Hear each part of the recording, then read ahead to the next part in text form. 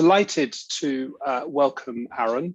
Aaron was born and raised in Snowdonia. He received his PhD in ecology from the University of Sheffield.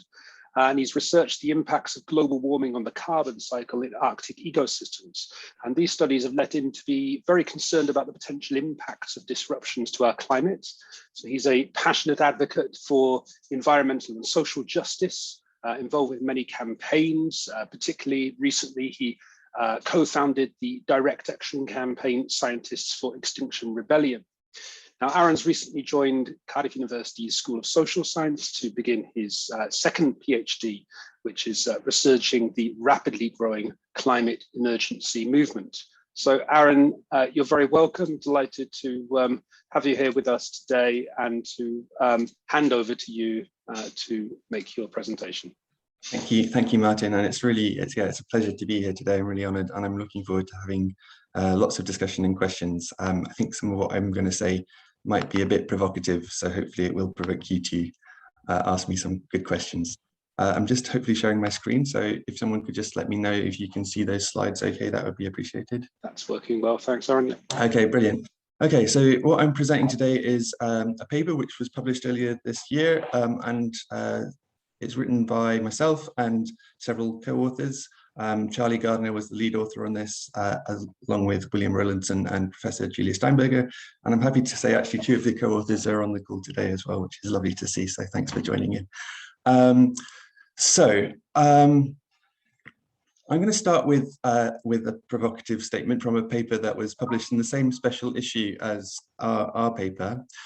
This is by Nicholas Maxwell, who is a professor of philosophy at UCL, and he has published quite a lot of papers on the role of higher education institutions and learning. And he's recently said this, that universities have betrayed reason and humanity. Why would he come to that conclusion? So he's saying that humanity is in deep trouble, in part because our institutions of learning, our universities, have long been seriously defective intellectually and thus dysfunctional. Most academics today appreciate just how serious is the plight that we are in, and there is the beginning of an awareness that universities are not doing all that they might to do to help put a stop to the climate change and the degradation of the natural world. So have universities been inadequate in how they've responded? I would say yes. And I'm going to suggest ways in which I think that they might be able to help support those efforts that are most needed right now. I don't know about you, but I felt that this morning, and I don't want to be too critical, but I felt that this morning there was a lack of urgency. There was a lack of discussion about the emergency that we're in. We're in a session titled Climate Emergency, and yet we aren't talking about it like it is the emergency that it is. And that's not unique to this space by any means. It's something I'm seeing all over academia. I find it, walking onto campus here in Cardiff, we still see the signs of the COVID pandemic emergency all around us in terms of how we teach in our classrooms and so on, with the fact that we're still all wearing masks and so on. That's clearly, that was an emergency response to that situation. Where is the similar emergency response to the climate and ecological crisis? Are we really treating it like the emergency that we actually recognize it to be? So if you'll indulge me, I'm just going to start this presentation, first of all, by just recapping why it is that we say that we're in this emergency. What does that actually mean? Here's UN Secretary General Antonio Guterres speaking after the launch of the IPCC report this August, the AR6 Sixth Assessment Report. So he's saying today's IPCC Working Group 1 report is a code red for humanity. The alarm bells are deafening and the evidence is irrefutable. Greenhouse gas emissions from fossil fuel burning and deforestation are choking our planet and putting billions of people at immediate risk, billions of people. Global heating is affecting every region on Earth, with many of the changes becoming irreversible. In their report on 1.5 degrees Celsius, the IPCC was very clear about what we have to do in order to hold to the internationally agreed targets. that were set in Paris, okay? So pathways that limit global warming to 1.5 degrees Celsius would require rapid and far-reaching transitions in energy, land, urban, and infrastructure, including transport and buildings and industrial systems. I don't know about you, but I don't see that happening in our society. And if we look at what the pledges that have been made by the world's governments, again, running up to the COP26 in Glasgow, the nationally determined contributions, the NDCs, we can see that they are nowhere near being in line with what we'd have to do as a decarbonisation pathway to reach below 1.5 degrees Celsius, which is in that turquoise blue line. What the science tells us we have to do is reduce global emissions by 45% on 2010 levels. So that's about a 50% reduction on today's levels by 2030. That's the scale of the challenge that's ahead of us this decade, if we're to actually reel this in and put a stop to climate change becoming ever worse. And yet our NDCs would actually have us increasing CO2 emissions throughout this decade so that they were 16% higher in 2030 than they are today. And that would mean that we're not even on track for even a 2 degrees Celsius target. We'd be more in line with, we're still heading towards 3 degrees Celsius, which would be absolutely catastrophic. Leading Earth system scientists have been sounding the alarm for decades. It's getting kind of to the point where it's just becoming, repetitive. But here we have a paper by Tim Lenton et al., some of the world's leading Earth system scientists in Nature, saying that in our view, the evidence from the science of tipping points alone suggests that we are now in a state of planetary emergency. Both the risk and the urgency of the situation are acute. That's the scientific understanding of the situation that we're in. And indeed, in 2019, there was also this paper, The World Scientists Warning on a Climate Emergency, where 11,000 scientists signed this, okay? So we declare with more than 11,000 scientist signatories from around the world, clearly and unequivocally that the planet Earth is facing a climate emergency. That's our scientific understanding. And what this means, I think, is summarized really well by this quote by Professor Will Steffen, who's the former director of the IGBP, where he's saying, it's becoming abundantly clear that this system is incompatible with a well-functioning Earth system at the planetary level. This system is eroding human and societal well-being, even in the wealthiest countries, and collapse is the most likely outcome of the present trajectory of the current system. He's talking about the current political economy. This is a view that I think is actually fairly common amongst Earth system scientists. I could find many others who would say something very similar to this. Just to give you one example of the literature that's out there on this, just that really punches home for me, is this paper published in the Proceedings of the National Academy of Sciences, The Future of the Human Climate Niche. And what they do is summarize really clearly in this graphic, where they assess where on the Earth is suitable for human habitability. And these black areas here in Africa, there's only 0.8% of the world population live there currently, and that's 2020. In 2070, these areas will have the same temperature threshold. It's outside the areas that are suitable for human habitation. So temperatures where the mean annual temperature is 29 degrees, which means the extremes temperatures are much beyond that. We're talking about temperatures that are deadly to people. And this is an area that currently 3 billion people inhabit. 3 billion people will be living in areas that are inhospitable, uninhabitable by 50 years from now if we don't stop burning fossil fuels.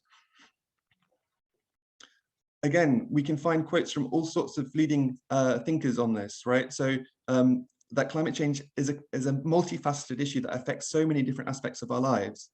It's the biggest human rights issue of the 21st century, says Mary Robinson, the former UN High Commissioner for Human Rights. It's the biggest threat to wildlife that we'll face this century, says the US National Wildlife Federation. It's the biggest global health threat of the 21st century, according to the medical journal The Lancet. It's the greatest security threat of the 21st century, according to leading military generals who sit on the Global Military Advisory Council on Climate Change. It's the single greatest threat to sustainable development, according to Ban Ki-moon. And it's the greatest market failure the world has ever seen, according to Professor Lord Nicholas Stern, the UK climate economist who advised Tony Blair and Gordon Brown's government. Climate change is not one of these things, it's all of these things. And that's why the UK chief scientist, Patrick Vallance, recently said at COP26 that, the risks of climate breakdown and all the other ecological crises that we face are far, far more severe than the COVID crisis that we've just endured. But we are not acting like it is. Of course, Wales is not immune from this either, okay? So the cross there is actually where I grew up here in Snowdonia. What the map is showing you is the areas that will be suffering from sea level rise. And again, in the not too distant future. So this is a map projection for the areas that will be threatened by flooding on an annual basis, at least by 2050. Again, that's only 30 years from now.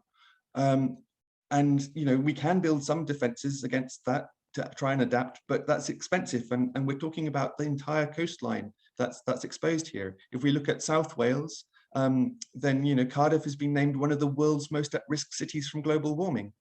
Are we acting like it is? I don't think we are.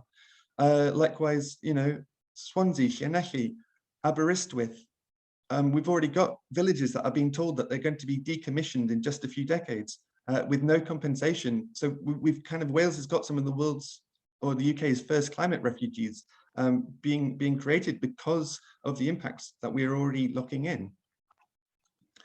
This is a mural that was painted by some activists and artists in Cardiff to try and communicate to the public what's actually coming if we don't take action.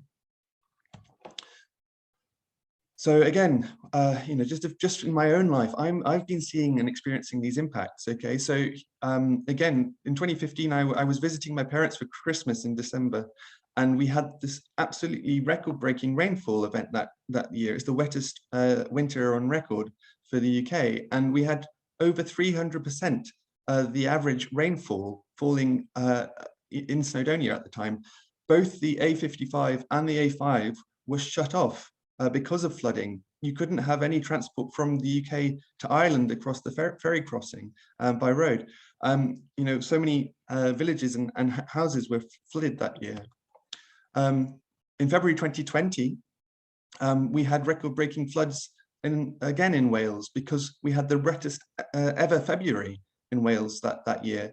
And these photos show my local village here in South Wales. The whole of Pontypridd up the Taff was really badly flooded. This picture of the house underwater is actually the nursery in our village where the school kids go. It was out of use for months. It's still not been fully restored yet. So these effects are happening in my own life. But just 3 months after this record-breaking flood, we had the sunniest calendar month in May ever. We had only 20% or less than 20% of the normal rainfall for Wales. And this is the reservoir at the top of the valley where I get my water from. We were reaching a point where it was, starting to run dry. And if it carries on warming, then we will definitely start to see water shortages even in Wales, which is insane. But just a year afterwards, the following year, we actually had the wettest May in 160 years. The weather is completely erratic now. We can't predict what we're going to see. It's affecting all the ecosystems which are being driven beyond their tolerance, their adaptive tolerances. And of course, that affects agricultural ecosystems as well. Farmers don't know what to plant because they don't know what the weather's going to be like at the time of planting. There's a new report that's just come out in Wales that's really interesting about the link between inequality and the climate crisis, and just showing that those communities that are most vulnerable to the climate crisis are the most unequal. And that, again, and the solutions that we might implement might also most negatively affect those more unequal societies. So justice and inequality is key to tackling the climate crisis. So the Welsh Government have declared a climate emergency declaration following a lot of campaigning by activists, and that's good, and I welcome it. And following that announcement from the Welsh Government and more campaigning from activists, academics and students particularly, various different universities have also declared their own climate and ecological emergencies. So it shows that the understanding that we're in an emergency is there, but but it's not translating into the action.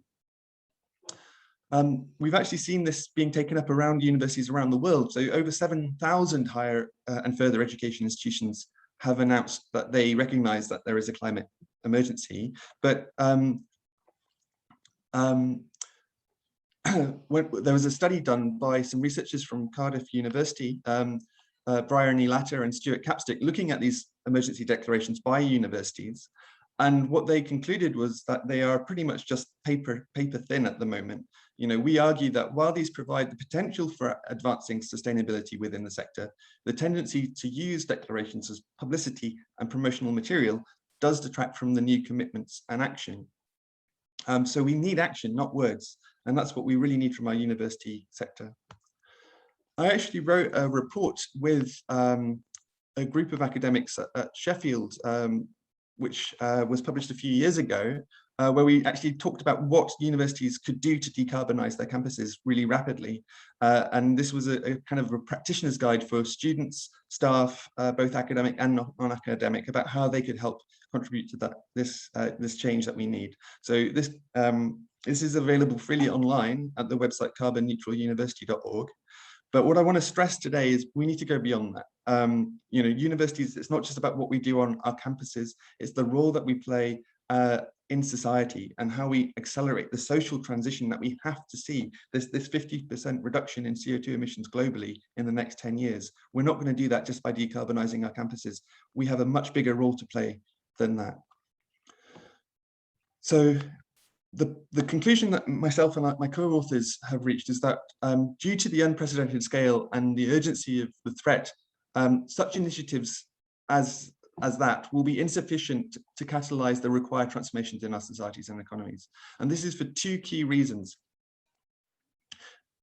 The first of it is that there are time lags inherent to education and research pathways, the traditional ways in which higher education institutions try to have an impact. We're talking often, decades before those things actually have any purchase. The students being trained, they're not going to be in leadership roles for decades. And so, we haven't got that time. We have to act this decade, starting today. And the second key reason is because, again, the way that we've approached advocacy work, the way that we've tried to engage with policy as academics, it fails to address the real world political processes and the forces invested in maintaining the status quo. Just writing reports, just issuing warnings, just policy briefings, it's not actually reforming the structures of power that we have in our society. It's not challenging them. Often we end up just buying into it and playing into it and reinforcing it. So this paper by Charlie Gardner and Claire Wordley, two conservation scientists, was published in Nature Environment and Evolution, basically as a call to scientists to act on their own warnings. And so they're calling on them to join in with the social movements that are emerging, like the student strikes, Fridays for the Future, like Extinction Rebellion. And so they're saying, non-violent civil disobedience, the active refusal of a citizen to obey certain laws, orders or commands of a government or occupying power is demonstrably effective at initiating political change.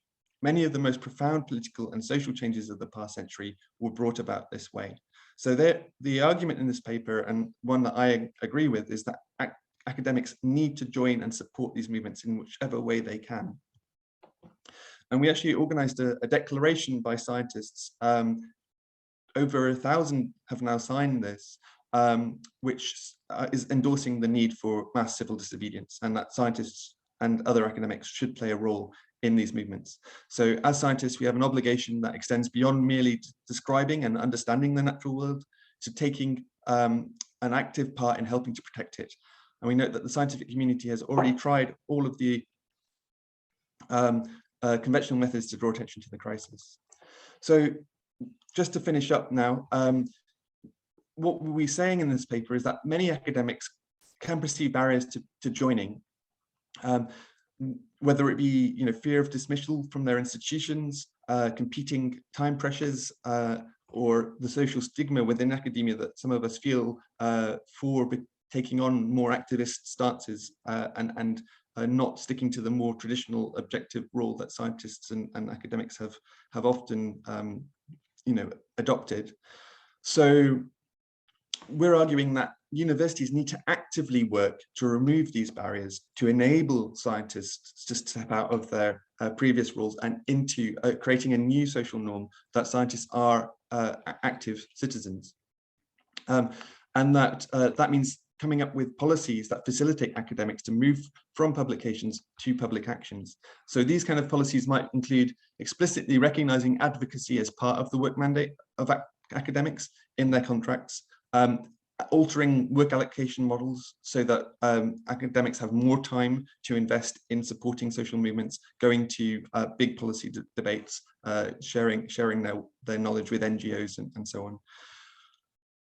Facilitating engaged research sabbaticals around doing those things as well.